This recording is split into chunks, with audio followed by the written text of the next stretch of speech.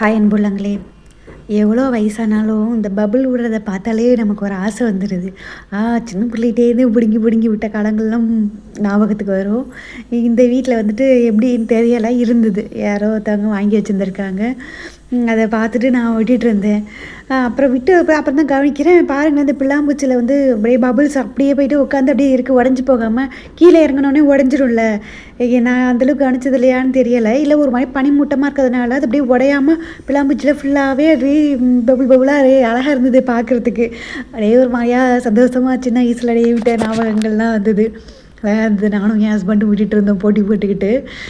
அதை பார்த்தோன்னே எனக்கு ஆச்சரியமாகவும் சந்தோஷமாகவும் இருந்துச்சு. அதை உங்கள்கிட்ட ஷேர் பண்ணணும்னு தோணுச்சு.